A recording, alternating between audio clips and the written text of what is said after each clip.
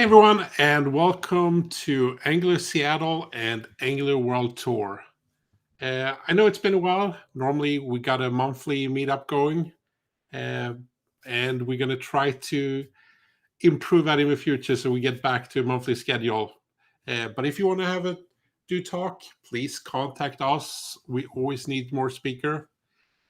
Tonight we got three very established speaker. First we got Emma from the Angular team. And second, we got Tracy from the RxJS core team. And the last talk will be from Jia, and he's also an Angular core contributor. I know we have a lot to talk about tonight, so let's kick it off with Emma. Yeah, let me share my screen.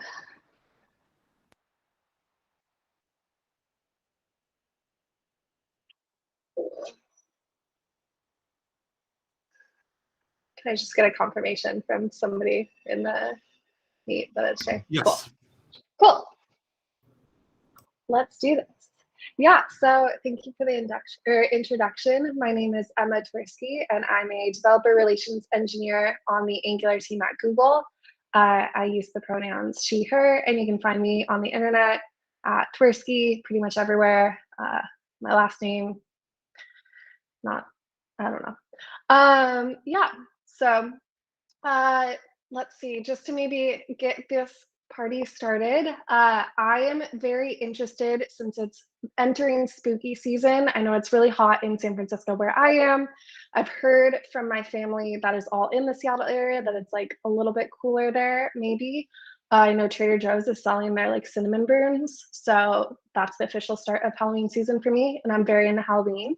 And I just dyed these overalls green, accidentally a little more green than I thought. But if you have any ideas for what these green overalls can be used for Halloween, I'm taking costume suggestions in the chat and I will review them once I'm finished. And with that, let's talk about Angular. A little bit less spooky, maybe. So we are so thankful for all of the different communities that we're reaching out to with the Angular World Tour.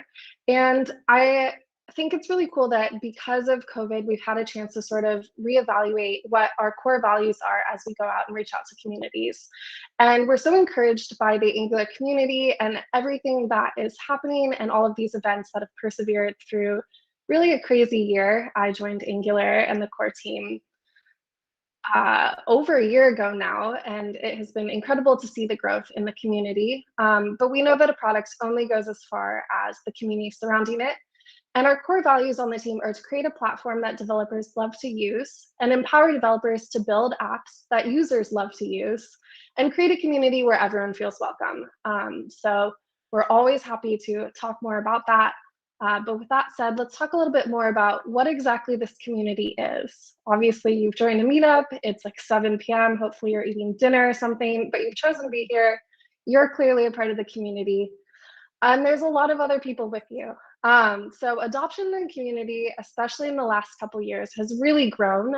We've seen NPM downloads go from 1.4 million to about 2.6 million NPM downloads. And remember that this doesn't include anything that's not on public registry. So a lot of enterprise solutions clone.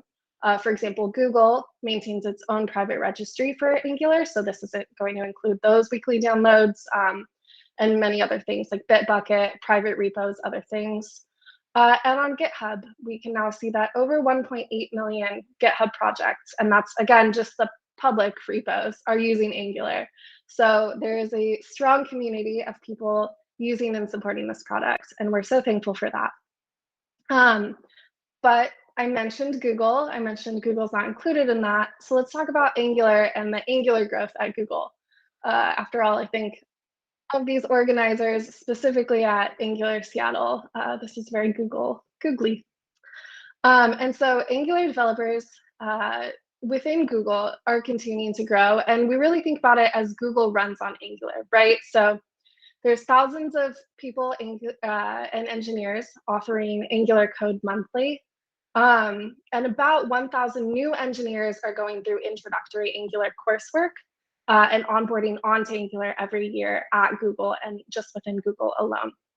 And you can also think about the fact that there's products like Firebase, Google Domains, Ads, Google Cloud, anything on Google Cloud is all Angular, but that's just external stuff. So you can also think about the fact that internally, the entire workflow, basically, for writing code at Google is written in Angular. So from the code editor that's in a browser is Angular. You then would open a PR in an Angular application. You can get feedback, you can open tickets, and all of those are, again, Angular products that are internal. So even if it's not written in Angular externally to the world, it was written using Angular at some point. So we're touching a lot of developers at different points in the developer lifecycle internally. But that's just, Google is developing Angular, but Google is developing Angular with the use of the community, or with the help of the community. And there's so many amazing community contributors that are doing so much to the Angular community that maybe aren't officially employed by Google and working on Angular. So just in the last release of V12 and V12.2 and 0.1, we had some really major PRs that made it into those releases that were completely community contributions and supported by the community. Things like HTTP client supporting specific metadata or min and max form validators. I was just taking a look at the next release for V13, and there's already some really cool contributions by the community. Things like the router is going to have a new sort of browser history on the back button. And that was a complete community contribution. So there's a lot of cool stuff happening there. And if you're interested in saying, okay, like that's a cool thing that you can contribute, and you're interested in how you can contribute, the good news is that you already are. You are at a Angular meetup that is very much contributing to the community. But there's other ways that we're super excited. So the most traditional is submitting pull requests. That's what that last slide was. And that's what those like weird numbers were. But that's just the most traditional way. My favorite thing is when community members open issues and feature requests. So like I said, there's 2.6 million people downloading weekly on NPM Angular in some capacity. And a lot more beyond that. And you're using Angular in ways that maybe our team can't think about. And everyone's using it differently. And so you're reaching issues and edge cases that like maybe we haven't seen before, or maybe you have a new experience with an already existing issue. So looking at the GitHub issues or opening feature requests, there's all kinds of great stuff there. We just redid all of our templating, so it should be pretty easy. There's also a blog post on the Angular blog for how to write a quote unquote good issue. So that is a great way to contribute. There's also RFCs. So if you go to the Angular GitHub, which maybe somebody can link in the chat, there are a lot of open RFCs. That's something we've really increased the frequency of as a team. I would say like around 1 a month at this point. And an RFC is a request for comment, or a way to go out to the community and say like, hey, we think we might do this thing. What do you think about it? And I can tell you that almost everyone on the team, if not everyone, is reading every single comment there. So those comments are really being heard and thought about, as well as internal considerations. And they mean a lot. Even if it's not that you develop, it's you teach Angular and you say like, hey, this is going to make my life teaching Angular 1,000,000 times better, or hopefully not worse. We love to hear that. And then finally, we send out surveys. So on Twitter, you can follow us. We always are looking for feedback. Again, we love feedback. Contributing isn't just opening a PR, it's just showing up to meetups. It's super cool. Or giving a talk. Here's some examples of some recent RFCs. Let's see, we also were asking for quizzes, basically just showing like, there's other ways to contribute. Thank you for being part of the community. If you're interested more in sort of what happens when you open an issue, we do have a new blog post, or a semi-recent blog post, about a new issue triaging process we have. We recently went from about over 2,000 issues to under 1,000 open on the GitHub repository, and that's because we've implemented a way to triage issues. There are only about 20 people on the team trying to, look at a million different really great ideas and things that the community is interested in. And so we have a formal process where we are making sure that we're labeling, we're responding to, and we're using a voting system to make sure that if something is wanted by the community, we're taking it into consideration. And you can read all about that on our blog if you're interested a little bit more. Or if there's a Q&A, we can talk more about it. And that is the link to the blog post if you're interested. It is goo.goal/ng-feature-request-process. Let's see, oops. So I've talked a lot about the community. I want to talk about what's new in Angular V12, just to quickly highlight that there's a reason to run ng update. First off, it's super easy. Second off, there's super cool things. And I'm super excited that I almost get to update these slides to V13 because that's what I was working on an hour ago. So nullish coalescing, besides being a super cool word that you can learn and flex on your friends of knowing how to spell coalescing, it is a super great way to clean up ternary operators so that this turns into this. So a really great way to clean up your syntax. Again, you're sort of checking for things that are null and undefined in a verbose way here, and you're simplifying that here. We just published a YouTube video if you want to learn more about this on the Angular YouTube that went out today. Inline Sass. So single file components are controversial, but if that's something you're into, let's say you have a single line of Sass you want, you can now use Sass inline, which I think is really cool. So if you want to apply a CSS variable, which again is a super cool thing if you're not using them, and then apply it, you can do that now. I love Sass. I think Sass is the coolest thing ever. I love CSS. I'm very excited about this. Also, I love neon colors. I think that's super cool. ng build is now prod by default. So you maybe used to be running ng build and having to make sure that you included that prod flag. That was by far the most common use of an ng build.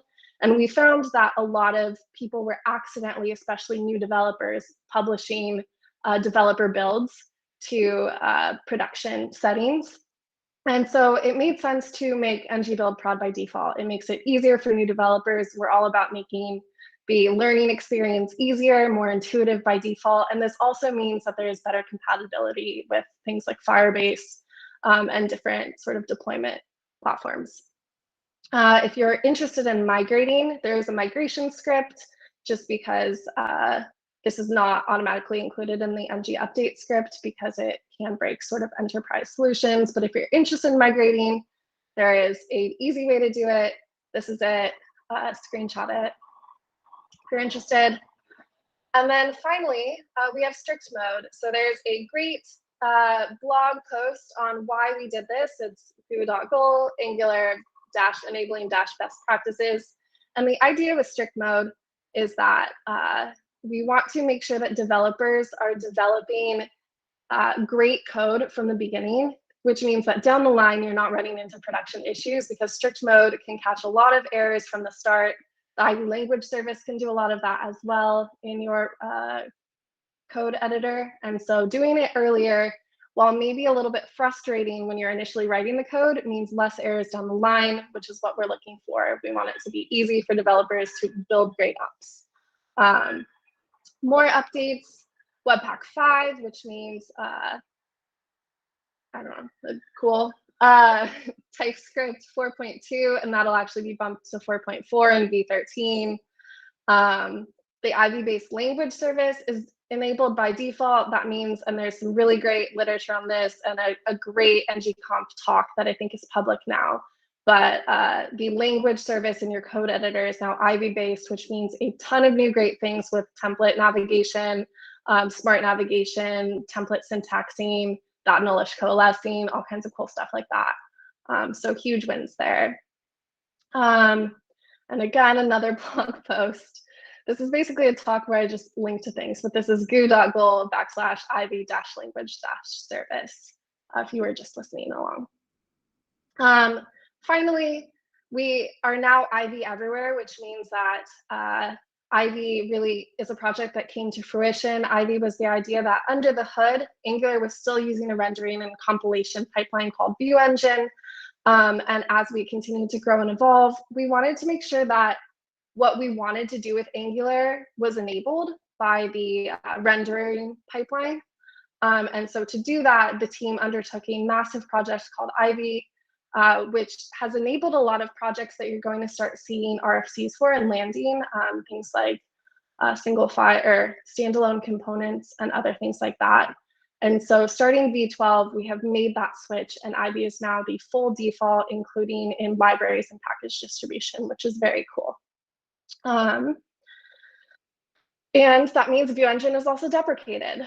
Again, another link, goo.gl/improving-library-distribution. And so now just to talk a little bit about the future of Angular, in 2021, we've already had some really great wins.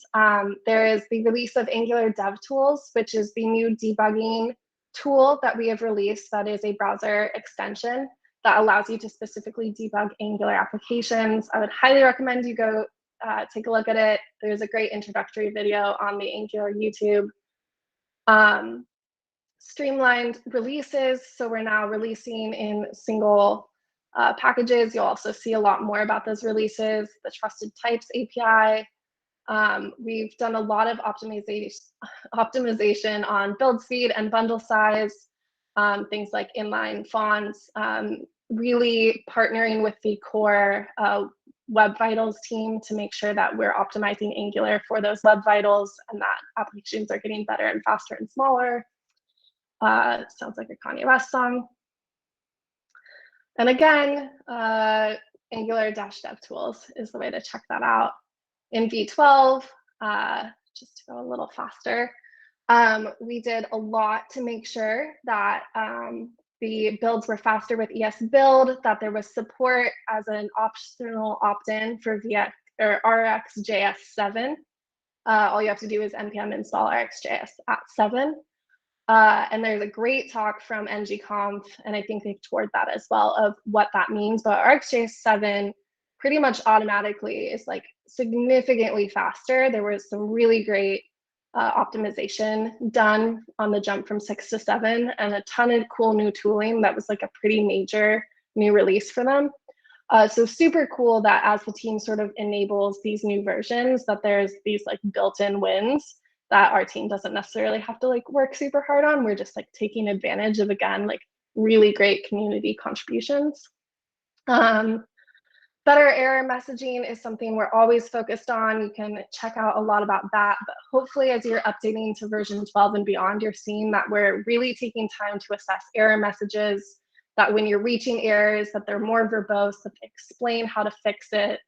Maybe there's even links to documentation on those errors and videos. We're really trying a multimedia approach to making sure that, like, if you're a new developer and you're listening to me right now, like, please reach out, but we're really trying to make sure that when you reach an error that you haven't seen before, that we help you fix it. We don't just say like, your code didn't compile, like that sucks, because that sucks.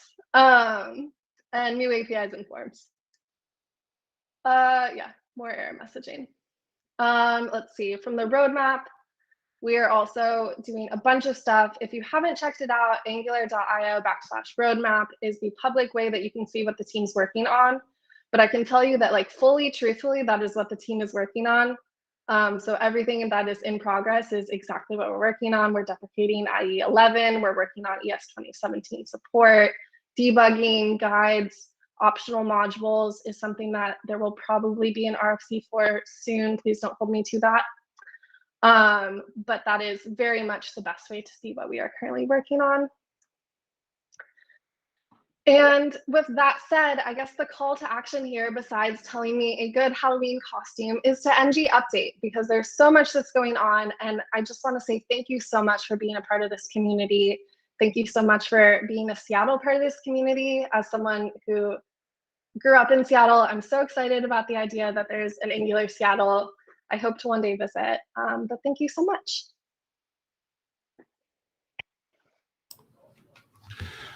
Thank you so much, Emma. I got a question here about the view engine when you say it's deprecated. So does that mean it's still around for 4 more? Yes. Yeah. So it's versions? not removed, it's deprecated. We have worked to make sure that from a library distribution standpoint, starting V13, Angular will be distributed with IB first. But View Engine is there. I believe the deprecation plan will be an RFC. It'll be there for compatibility reasons, but we're fully IB everywhere and IB first. Cool. Yeah. So how far are we from Angular 13 at this point? Angular 14. So streamlined releases means timed-based releases. So we release pretty much in the like early winter, late fall, and then like spring. Last time we released on, I think it was a pun, so it must have been like 11.11 was version 11. So around then this year, close to 11.11, I would say.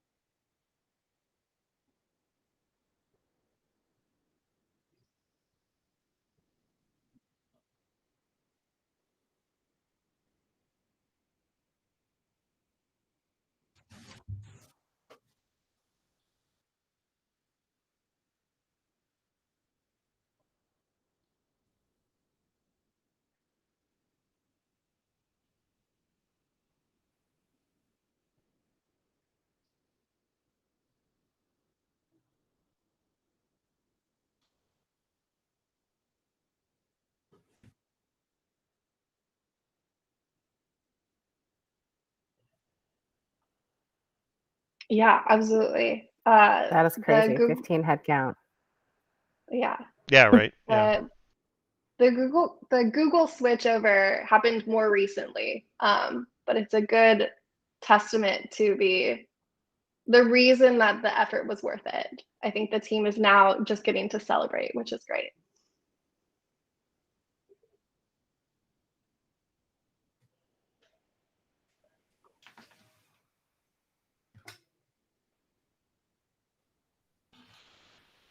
I don't know if we have any questions from the chat. I know that YouTube is a little bit behind. We actually do have a question. So from Jay McCormick, he asks, "What is the Trusted Types API, and how does it differ from TypeScript?" So that Trusted Types API is still TypeScript, to my knowledge. Does someone have a more specific answer here? If not, so trusted types is just the idea of, again, sort of on that strict mode, because we're using the Ivy language service to debug. We need a way to sort of get into some of those things. So the same way that debugging APIs made it into V12 as part of the Angular debugging effort, so that Angular DevTools can run, not in a production setting, but just in your debugging or in your development mode. It's like a somewhat similar thing.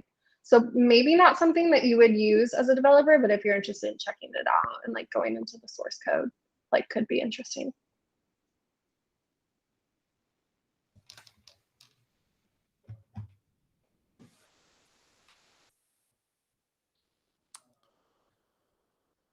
Sounds like that was the last question. Thank you so much, Emma, and I hope you thank everyone back on the team when you see them.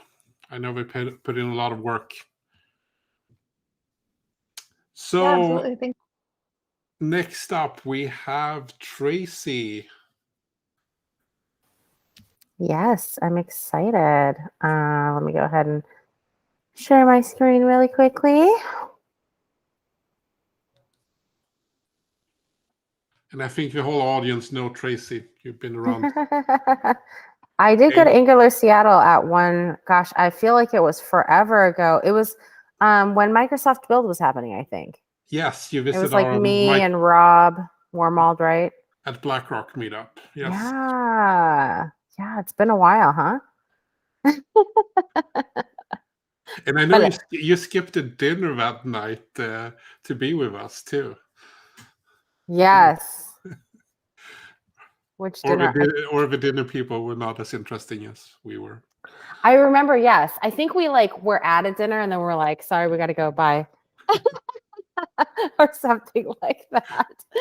But no, I'm really excited to be here. Love Seattle. So today I'm going to talk about something that I feel like a lot of people get really excited about, especially being in the Angular community. We always want to, or at least I feel like a lot of Angular developers want to contribute back. So my talk is a little bit about contributing to open source. And this is just a quick start guide, right? I mean, one of the great things about contributing to open source is that it's actually quite easy. And there's a lot of really easy ways to do so. So just going to walk you through a few things today. For those of you who don't know me, my name is Tracy. You can find me on Twitter at LadyLeet. I love chatting. I'm the CEO of a company called This.Labs. I'm also on the RxJS core team, Google Developer Expert for Angular, Microsoft MVP, and I do a lot of other really fun community stuff like Modern Web Podcasts. I organize Google developer groups and everything like that. But I really do love my day job at This. It's really fun. We get to work with some amazing clients. Twilio, Google, Roblox, Wikimedia, et cetera, et cetera, et cetera. So yeah, we're hiring, and I love my Angular friends and my Angular developers. We actually recently released some really cool small libraries, but we're building our open source library of things. So if you want to ever come hang out, this is how I make new friends, via email. So come hang out with me via email and chat. So talking back again about open source and how to get started. I'm going to talk a little bit about my journey, how I got into open source. Then we'll talk a little bit about you. Why do you want to get into open source? How do you get into open source? And then finally, we'll just talk about some quick do's and don'ts to consider. So let's start off with my journey really quickly. So when I decided to learn JavaScript, I started going to a boot camp. And I was like, oh man, all these people are so nice. Let me go meet the JavaScript community. Let me get involved. And then, all of a sudden at some point in time, I became like, I was part of the RxJS core team and a Google Developer Expert and a Microsoft MVP. And, the first thing I did again was just join the community. I found Twitter. I started talking to people. I remember like some of the first people I saw, were like Patrick JS, for example, when he was like really involved in the Angular stuff, more visible, doing all his exciting things that he was doing. Or I remember meeting Rob at like a Google Angular meetup, I think it was. So that was really exciting. Rob Warmald. This was before he joined Angular. Yeah, and it was fun, right? So Twitter is an amazing place to, again, just find people, see who's speaking at conferences, et cetera, et cetera. And then what I started doing was I started like sharing my experience on, oh, I learned, this was back when Angular Material was in alpha. And I was like, hey, y'all, I'm using Angular Material. And the team was like, oh my God, why? Don't use it. Don't use it. And don't use it in production either. But like, I couldn't help myself because I was so in love with, material design generally. And I like had to figure it out. And, CLI was like just being developed. And I was like, oh my gosh, I need to use the CLI. So anyways, I started sharing and blogging about those things, mainly for myself, because blogging is a great way to like remember what you did and how you did it. So it's almost like a personal reference guide, but it was really helpful for other people too, right? And I was really excited about it. I was really excited about Angular and everything that was happening. And, I think, when you share and you give back and you like blog and talk about your content and tweet about what you're doing, this is a really great way to just even give back. You don't have to be an expert about anything. You just talk about what you're passionate about and people get excited about that. And we need that. We need more of that in our communities. Then the third thing was just meeting maintainers, right? So like I said, meeting like Patrick JS and Rob Wormald, and I remember I was having trouble with like Angular's new at the time router, and I couldn't figure something out, and Pascal like hopped on a Google Meet with me for like 5 minutes and helped me figure it out, right? So I think just generally you can meet people, right? Meeting people online at meetups, at conferences. And if you're just like nice and friendly and helpful, right? Like the rest will come, right? But it's just a really great community, especially the Angular community, just hang out and chat. So then the last thing was just getting down to contribution. So while, blogging and all those other things or helping organize community was contributing back to the community, I just kept a lookout to be like, how can I make an impact? How can I help? And I was already really good friends with the RxJS core team, and they were really struggling with the documentation, and they knew they needed to update the docs. And I was like, I think I can help with this. This sounds like an easy project, So I kind of started talking about that at conferences, calling for help and trying to form a documentation team, setting up weekly meetings, right? Things, again, that, were within my strength and my wheelhouse, setting up the initial repo, et cetera, et cetera. And like, yeah. So, I started spending a lot of time there, and, shortly thereafter, they asked me to be officially a part of the RxJS core team, which was awesome. But, I think definitely if you're starting to contribute to a community, don't expect you're going to be part of a core team, after you do X amount of work. There's plenty of contributors that never do. And that's really not the point, right? Like the point is open source is this amazing place where, you can just like be helpful and contribute and do awesome things and hang out with awesome people. And hopefully that's enough. So now that I've talked a little bit about my path, I hope that didn't seem too hard, right? My path wasn't like the most magical thing ever, right? Like I didn't like invent a new way to write Angular.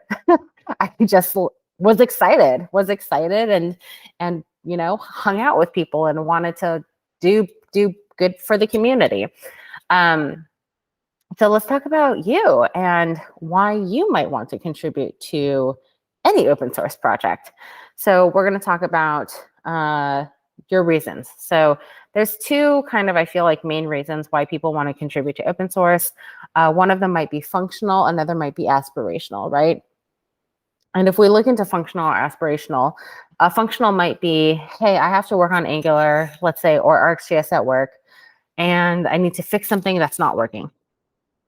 Or like, I better get into open source because I know I'm going to need it at some point in time because this is like mission critical to my work, right? So if you're going to do that and you need to do that, that's definitely going to be more of a functional reason you're contributing.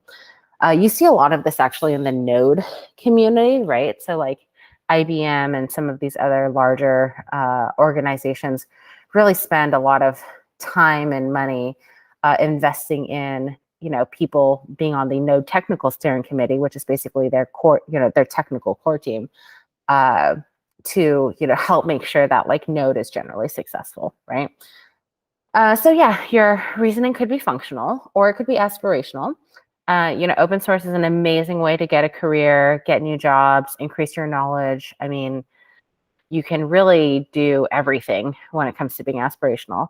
And both paths are totally awesome, but like how you actually approach these is a little bit different, right? So if you need to approach something functionally and, let's say you join a team and all of a sudden you're doing so much Angular and you become the architect or whatever it is, and you just know you're gonna need to know what's going on, or you're gonna need to get fixes in the framework, and it's just going to be a thing in your near future.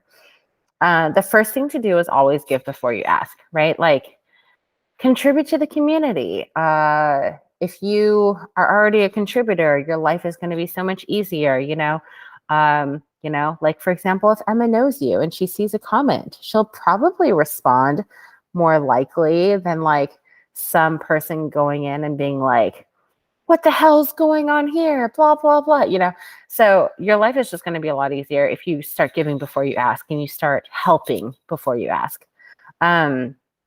When you want to change something, it's definitely important to ask for feedback. So submit an issue. Maybe find a maintainer to champion your issue, right? Maintainers are super busy. Emma talked about this idea that there's a way to submit features and people can upvote them. I mean, upvote for lack of a better word. But, that's a great way, again, to essentially get what you want within a framework, right? But, sometimes you don't have control over that. So don't spend a lot of time trying to fix something or change something. Maybe you think Angular shouldn't be TypeScript.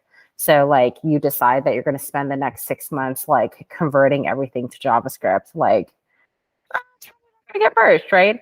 But even if it's something small as well, right? Always make sure you ask for feedback first, because you just never know. You never know why a technical decision was either talked about before or is not being implemented, or maybe it's coming down the pipeline, right? I think another thing is maintainers are super busy. So, my GitHub notifications, for example, are totally turned off. I just can't even. But if you want to get a hold of me, let's say for RxJS, right, you can find me via Twitter or email if you need a response, right? Slack even, send a nice personal message. It's a great way to get an answer quicker than, waiting on GitHub. And, people aren't necessarily trying to ignore you. Maybe they're just too busy. So don't be impatient. Don't feel like you're entitled to a response. But, a great example is, there was, I don't remember what it was, but it was something small in RxJS that somebody submitted a fix for. And Frederick, this person that was working at this site, he said, hey, my friend submitted a fix for this. And nobody's looked at it. I'm like, oh, I'll look at it. So, I went to the other people in the core team, and then, his fix was merged. Whatever, right? But again, it's so much easier once you're in a community and you've know people or have done something or talk to other people in other forums to be able to, make an impact, right? I think another thing is making sure you're building genuine relationships. So, nobody wants to be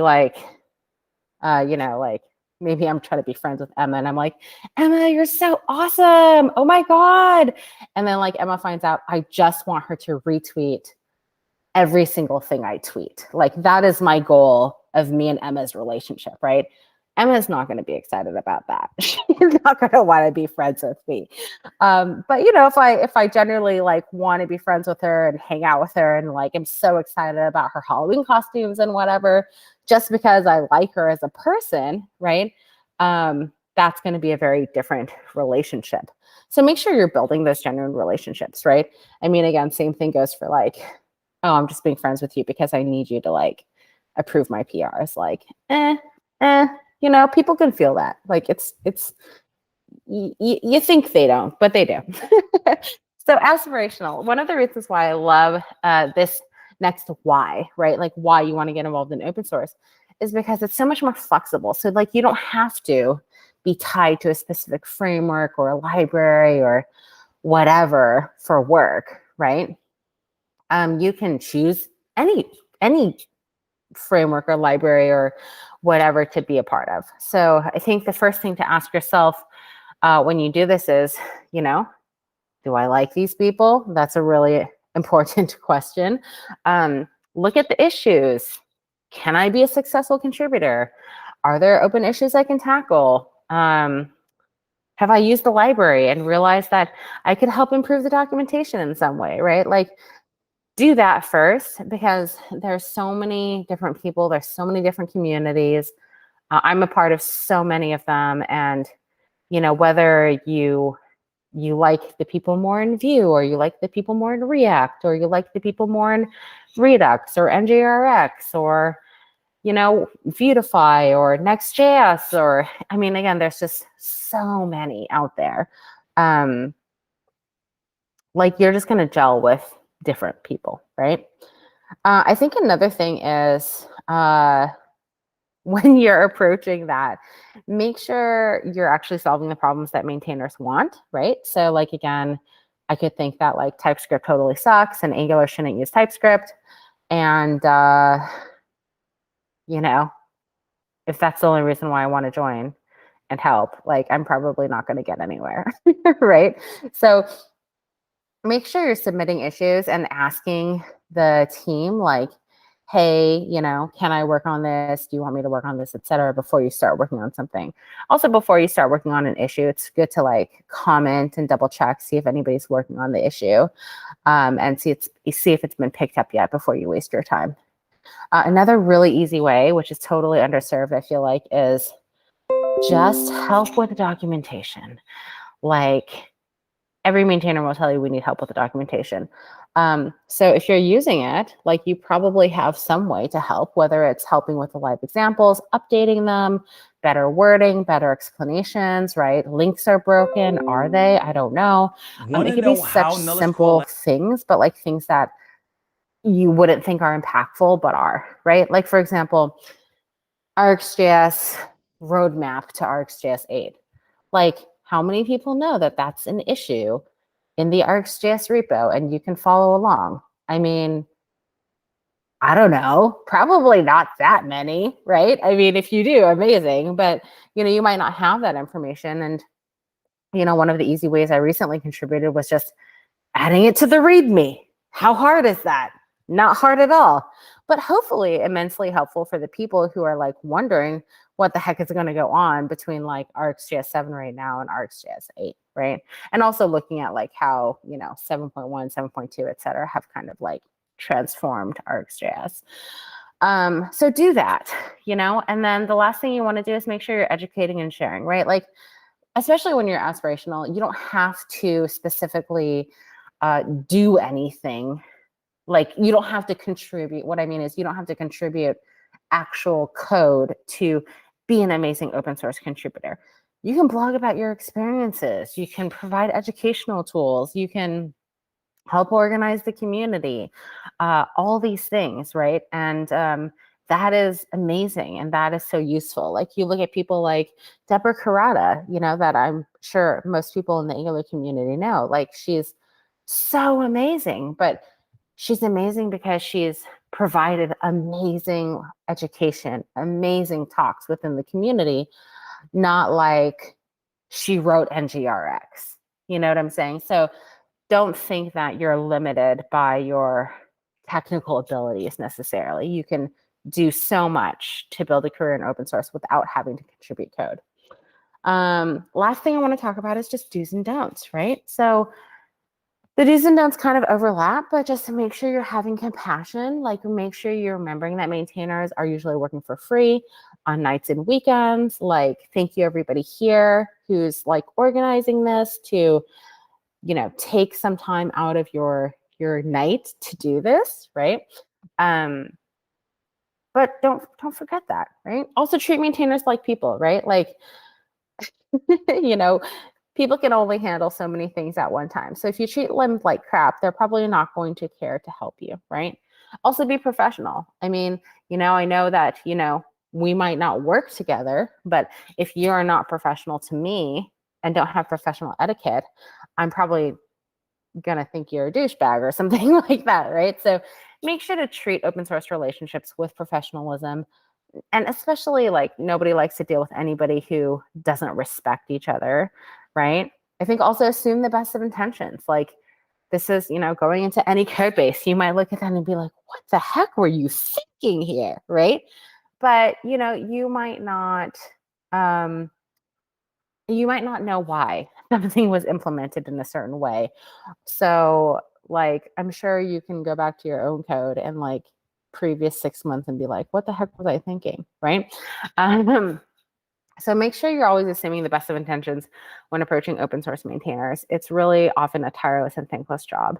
Also abide by the code of conduct. Like, really just make sure that you're treating people the way you'd like to be treated. And typically, like, Angular, for example, has a code of conduct that they have on their repo. So just make sure you're following that. Don't feel entitled. Be nice and patient. Again, It's just the way it is. Don't think you're a maintainer's biggest priority.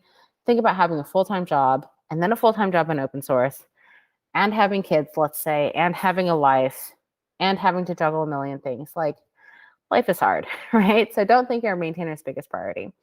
Don't be annoying. Sure, email about an issue, but like, don't do it 10 times a day. Don't start getting angry, like follow up, but follow up within reason. Definitely follow up. I think people forget to follow up sometimes. And it's not like you're not bugging anybody. It's because everybody's just busy, right? And also don't complain, right? Like, it's funny because, you're getting something for free. And maybe it's not the nicest way to approach open source when you're getting something for free by complaining, right? Help instead, right? Find functional solutions. And, sometimes maintainers will say, hey, if you don't like it, go use a different library. So try to just, be more understanding because our community could use more love like that. So I hope this talk was useful for you all. I hope you all learned something, saw how easy my journey was. I'm always happy to chat via Twitter, so just let me know. But yeah, it's easy. It's awesome. There's so many, again, interesting ways to get involved, and the community is so open out there. Contribute to the documentation if you have time. And, again, I love working with all the Angular projects we have within our team as well. So if you ever want to hang out, come chat with me too. Thank you.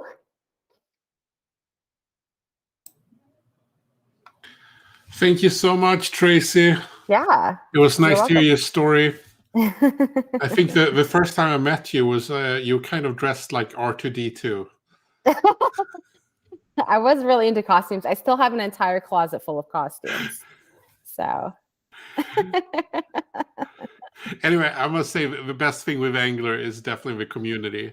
If Absolutely. you ever have the opportunity to go to a conference and meet these people in person, Yeah. I mean, that's actually where I met both Tracy, Craig, and Michael for the first time. It's all been at conferences. You learn so much, especially what they call the hallway track. Just meet people. Yes. Yes, definitely. I didn't see any questions for Tracy. I think that means you've answered everyone's question. Well, I'm glad to hear it. I did want to comment that docs are hard to maintain, and so I think that's definitely I agree with all this, and it's really hard. So Yes. yeah. Docs are always out of date once they're merged, they're already out of date. So. Yep. I think the first time I met Tracy, I was also got dressed up as a bacon. Oh yes, it's true. Yeah. Yeah. I think you gave me the bacon thing where you're dressing up as a bacon. Let's go. I think that was Angular Connect in London. Oh my gosh, yes. Emma, don't be scared when we meet in person. It'll be fine.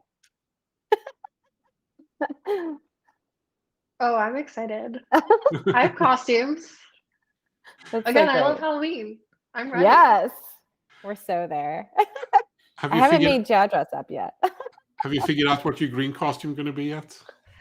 I don't know. I will say that I have 4 already to be, yeah. We're big Halloween. Outside Lands is Halloween this year. So multiple Fun. days. I don't know. The first thing that comes to me is Luigi, but I mean, he wears blue overalls and a green hat. But you could do that. I think it's Waluigi is green. Maybe. The what? Is Waluigi a character? See, this is why Yeah, I can't do this. Waluigi is I don't know. Waluigi is green, and he's the best one. I think you should totally be Waluigi. Oh, he is Waluigi. Yes, Yeah. he is green. Yeah, it's perfect. I would have to get into gaming first in the next month. You don't have to. Just show up as Waluigi. It'll be great. It's a plan.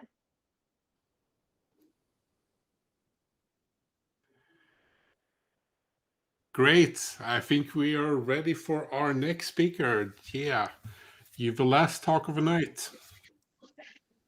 Okay, I'll share my screen.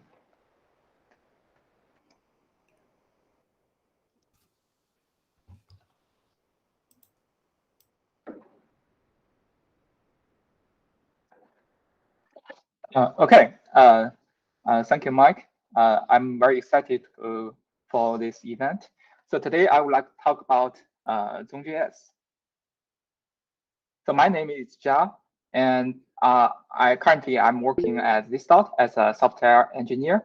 I have contributed to zone.js about 4 years, and now I'm the co-owner of zone.js and also an Angular collaborator. And so today I would like to talk about zone.js. I will make a brief introduction about what zone.js is and why you need zone.js by several examples. So zone.js is a library, and it created an execution context that processes across asynchronous tasks. So this is a library created by Branford and inspired by the Dart language, I think 6 years ago, and it is used by Angular, Angular 2.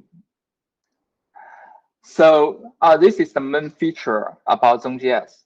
So zone.js provides an execution context and also several lifecycle hooks across asynchronous operations, and also a general unified error handler for asynchronous operations. So the execution context this is the fundamental feature of the zone.js. So and execution context, this is a concept from JavaScript world. So it holds information about the environment within the current code is being executed. So let's see a very simple example. So here we have a function, and we can access the context information by the JavaScript keyword this. And of course, we can call this function in a several ways, and the execution context will change by how you call this function. So here is an example. You can call this function by a lot of methods. So and the this will change. So this is execution context in the JavaScript world. And when the code is executed in a function, there will be a new execution context, and the context will determine the scope, such as the variables and the functions that the current executing function can access.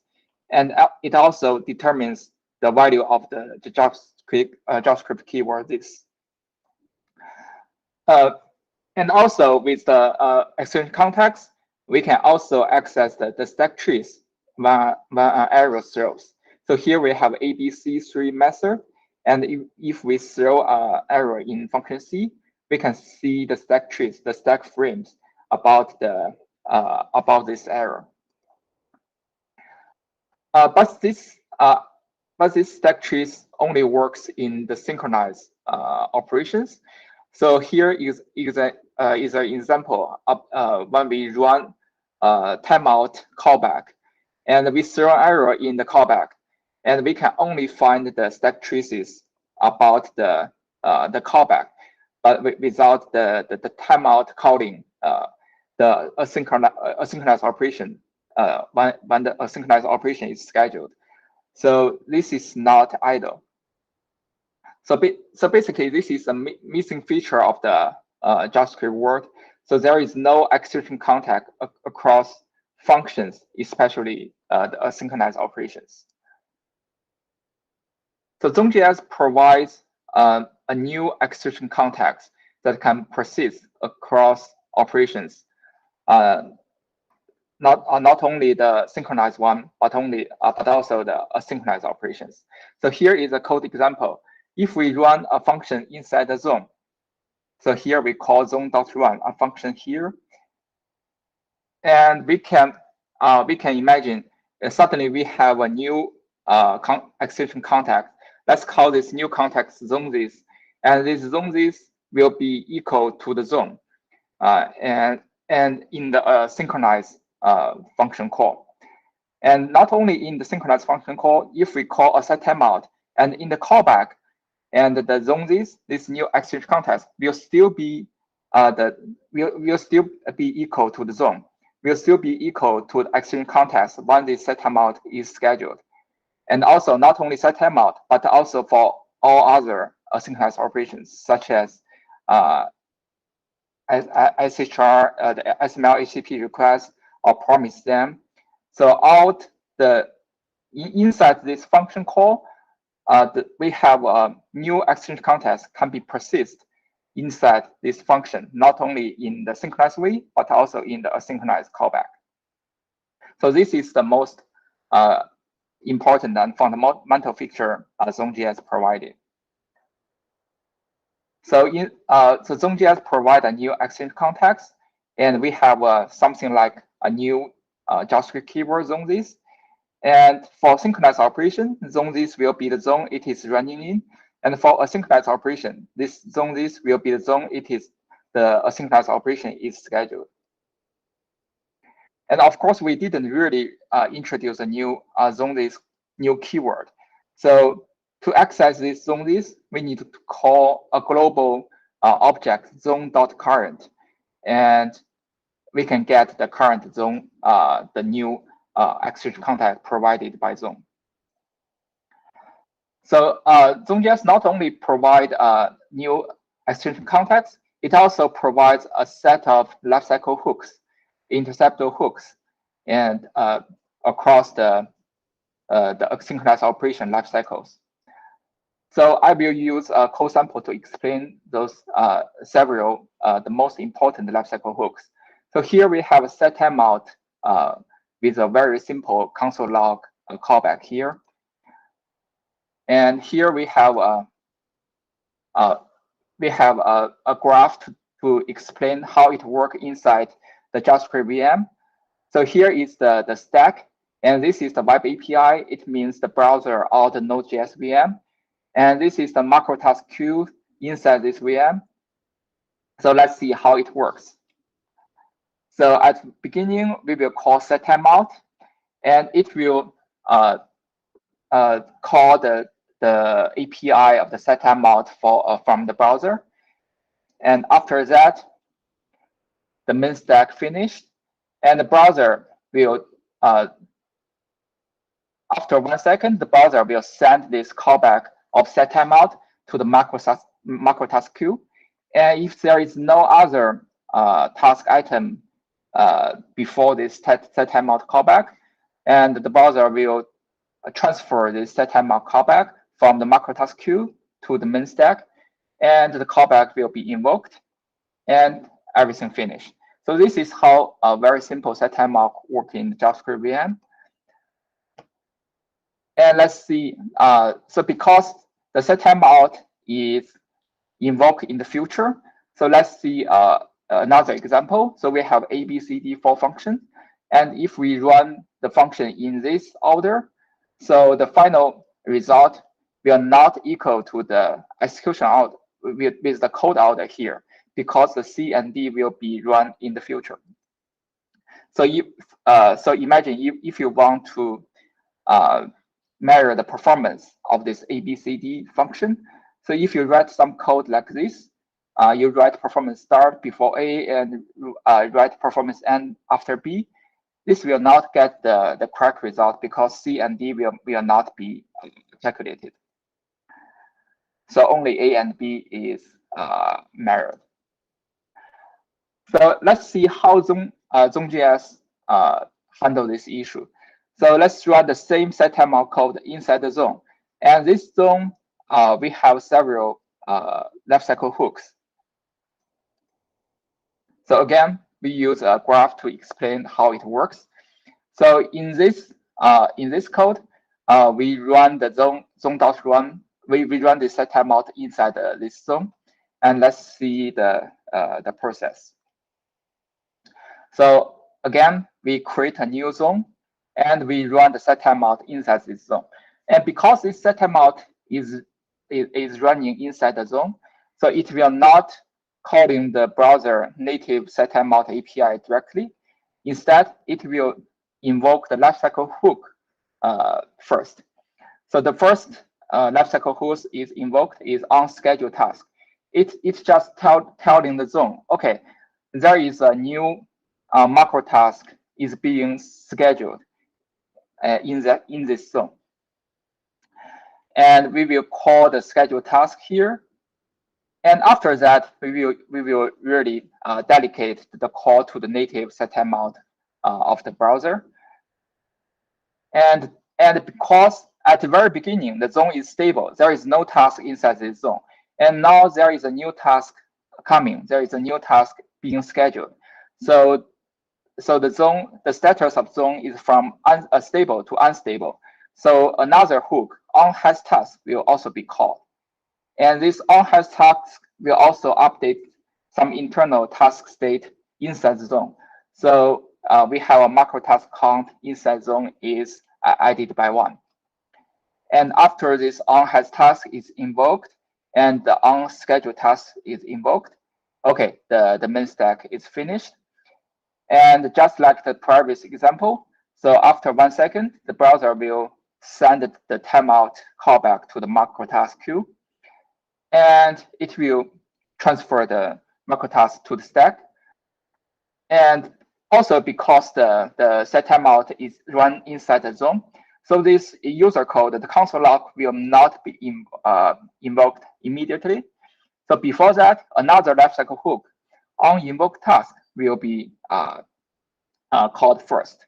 So this invoke task will just tell the zone, okay, there is a task will be invoked now.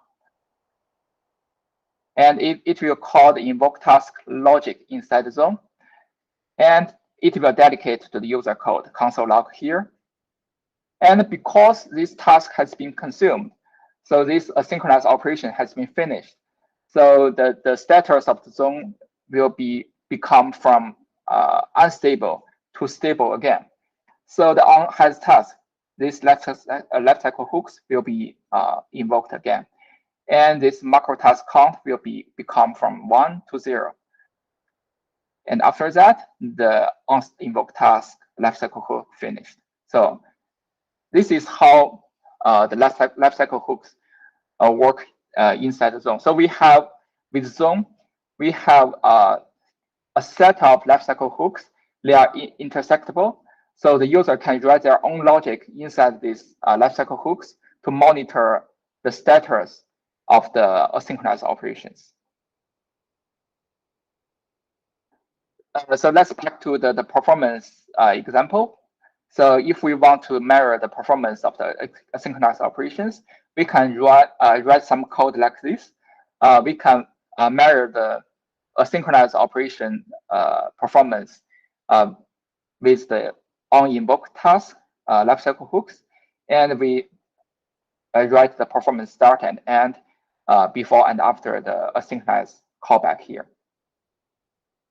So everything will be calculated. And there is another very important lifecycle hook, which is on handle error. So everything inside this zone, all the error, the synchronized one or the asynchronized one throw in the callback will be catched by this on handle error. So you can write some generic unified error handler with zone.js. So zone.js implement all those features basically by the monkey patch. So so now zone.js monkey patches all the possible synchronized operations and to add the execution context and the lifecycle hooks logic. So this is the basic feature and the internal mechanism of zone.js. So when should we use zone.js? So basically, if you want to do something with asynchronous operations, especially you want to know the status, for example, the test, debug, performance, and you want to automatically do something when the asynchronous operation finished, such as framework auto rendering, user action tracing, and resource automatically releasing, you may want to use the library like zone.js.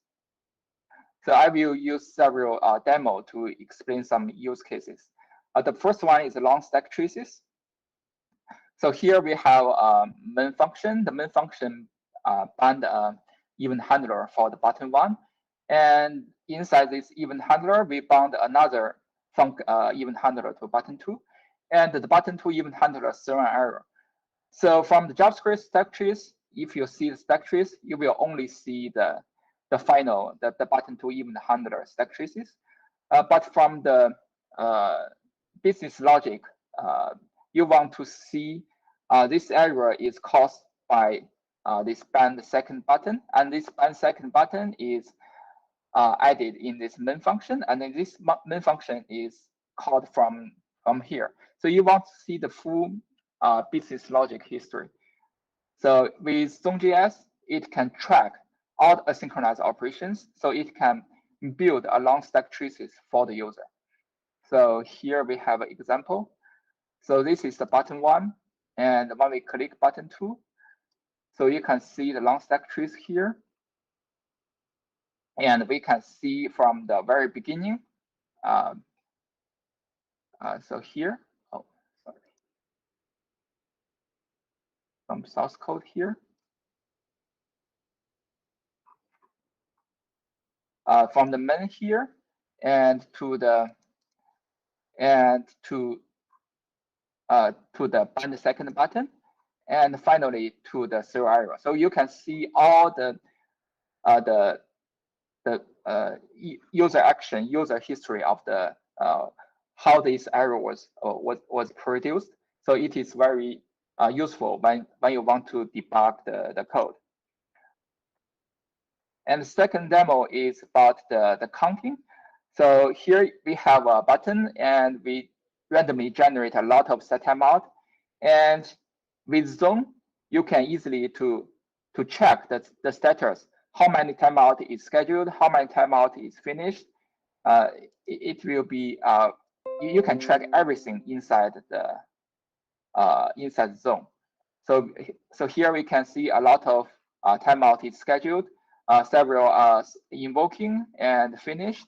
So basically, you can track the status, the running status inside the Zone about the synchronized operations. And of course, you can do the performance profiling.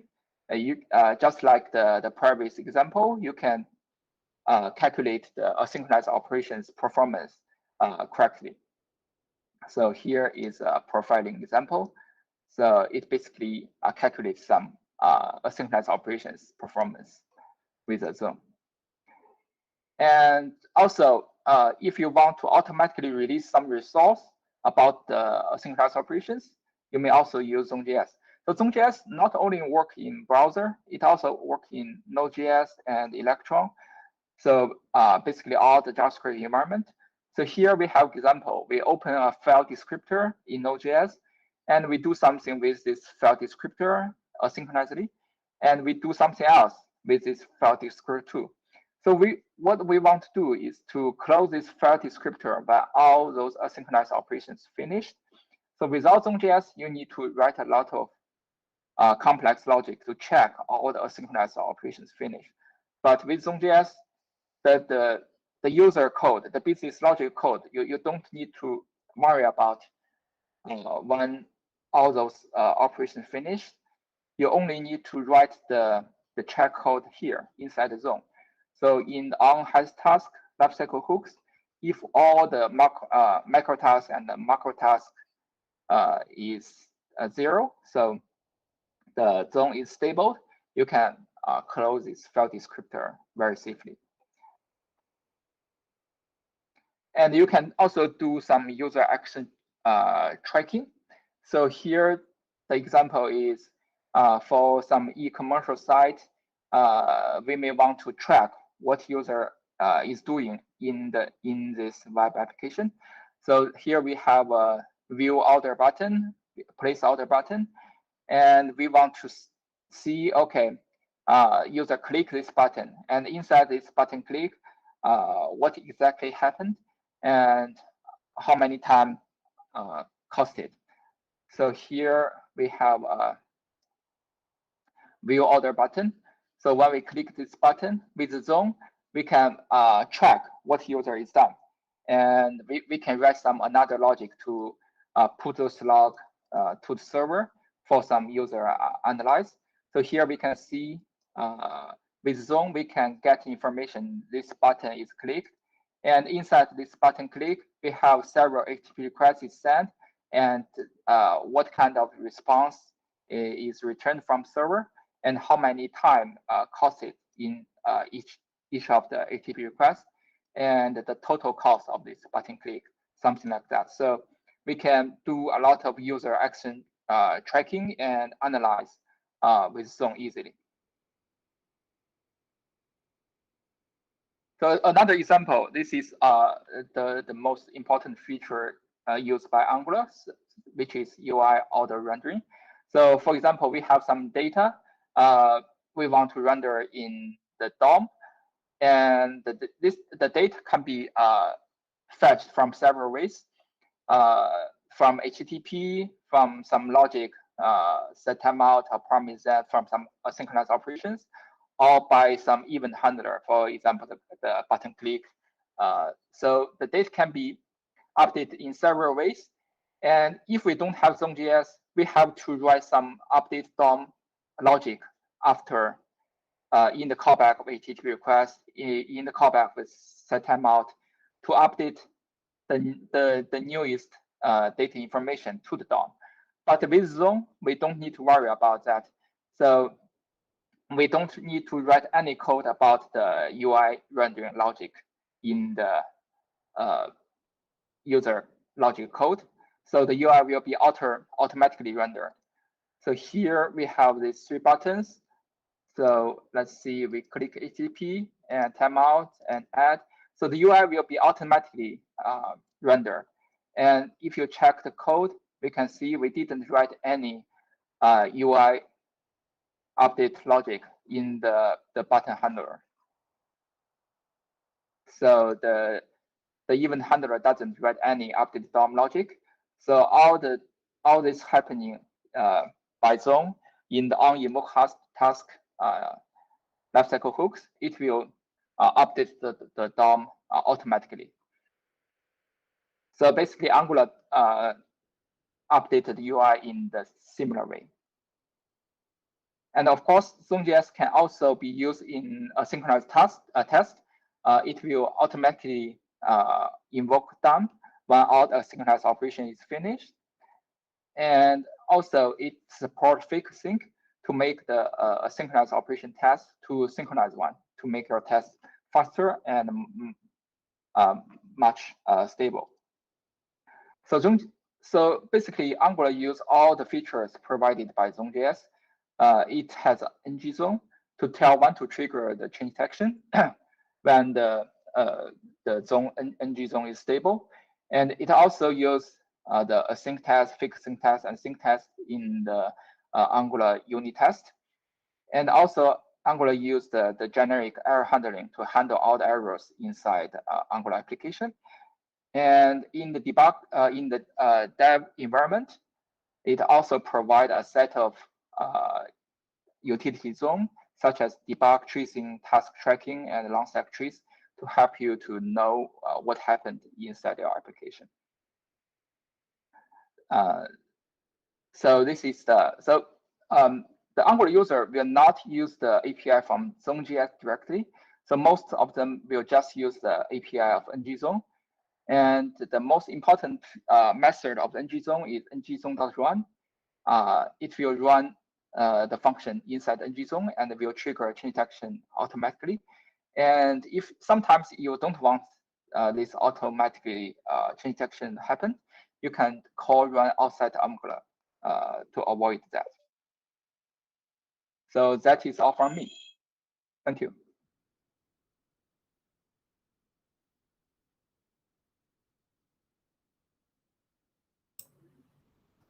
Thank you so much, Jia. I think, yes, ngZone and Zone.js is something that a lot of developers skip over when we first start with Angular. So it's great to hear you talk about it. Sure, thank you. You might be interested. We actually use Zone.js in cloud, not as part of Angular. I mean, also we use it like in Angular, but for every route transition, you know, a route transition might kick off a bunch of data fetching, which happens a lot in cloud. You like go to the route that lists all your VMs and you want to get all the VMs. And we use Zone.js to track all those requests to see like how long does all this data loading take. and to track that over time. So that's like another example of how you can use it for analytics. Got it. Thank you. Good to know. Is there a link to the slides? Oh, I will post the link. Okay, cool. Have you ever had to do any debugging of zones? Yeah, so currently by default, if you run ng-serve in dev mode, so the long stack trees is already there. So and I think before Angular 11, the task tracking zone is also available, but after I think the task tracking is still there, but there is another web tracing framework zone is deprecated, but the task tracking zone is still available. So now by default, you can use those zones to debug Angular applications.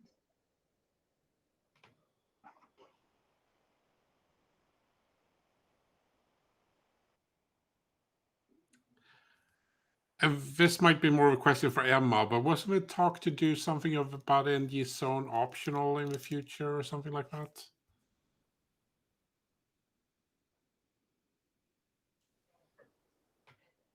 Yeah. Sure. Yeah. Do you want to answer that, Jia? I can answer it. Yeah, that's something the team is considering. I think there's an open issue. And that's one of the things that is part of the sort of like, what does Ivy enable? But it's mostly, I think it's in the roadmap in the like future section. And that's mostly just like an exploration of like, what would that look like? Would it bring value? So you would see like quite a few RFCs, which is what you're going to see in the like post Ivy era anyways, of like, okay, we enabled all these things, like we have ideas of what is now possible, but like who wants what, and like does this actually make sense or bring value to developers versus like, did we just enable like this niche thing that nobody needs? Like people do optional zones. There's like hacks to do it now. I haven't seen like strong use cases for it. Maybe in the like MFI. Yeah, I don't know.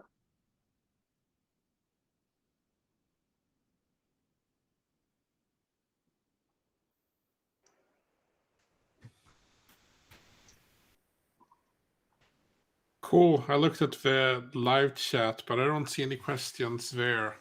There's an important comment about costumes, and the big brand barista, I believe, is a solid choice.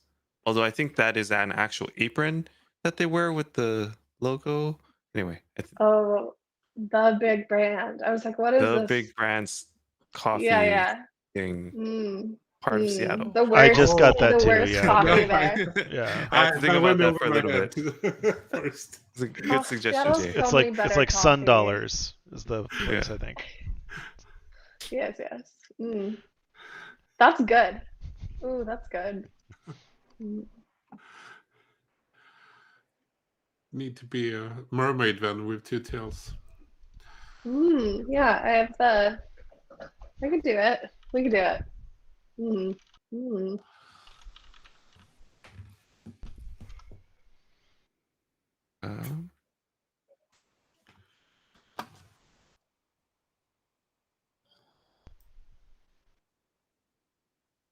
So, well, I don't think we have any questions from the chat.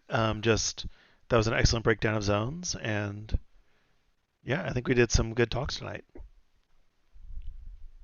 Tracy did want us to plug something.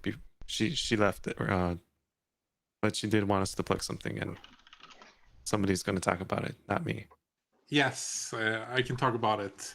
So to all you out there, if you're listening to this live or if you're listening to this afterwards, if you want to see Angular World Tour talk in your city, go to angularworldtour.com and contact them and try to request a new city there.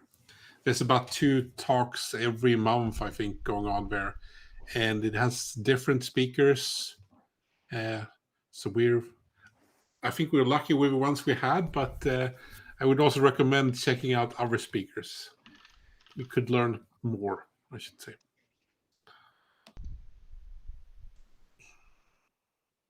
So where are you all going next for your tour? I think I'm doing, so someone from the Angular core team is at every one of these, and I'm doing the next one, and it's in Athens, Angular Athens. So it's in Athens. I wish I was in Greece. I You're don't. going to Athens virtually. Ooh. Can you Yeah. expense the trip? Ugh, Yeah, she can expense her webcam. I could have. Yeah, the DSLR, but I would take a flight instead. Yeah. It's almost like you need like a little badge that you can sew onto like a jacket that says like all the places you've done an Angular World Tour talk. You should talk to the Angular team about, making your own little badges. Yeah, I know. I joined during the pandemic, so I haven't gotten to travel, but I do think that people go to the Google office anywhere that they travel just to like have a record, because like somehow it tracks it. I don't know. You would know this, and I don't know anything. There's a little bit of inside baseball, but there's an achievement system in Google, and you get badges for different things. And one of the badges is the number of offices you visited. So people will go out of their way. They'll give each other their badge to like swipe in. And don't follow somebody into the building just because they have a badge and they're badging in. Make sure you badge yourself in, because when we were in London, I followed Mike through that building, and I never got. It says like I've never been to the London office, but I've been there. I was gonna say, I actually am trying to set the opposite record of working for Google the longest without ever stepping foot. So I'm at 0. So Someone should make a badge for that. There should be the longest time without badging into an office. Ooh. I'm competing. Anyways, thank you so much for having us. That means I spend more time at the Angular office than you have, Emma. 100% everyone here has. I was actually there just before the pandemic happened in February.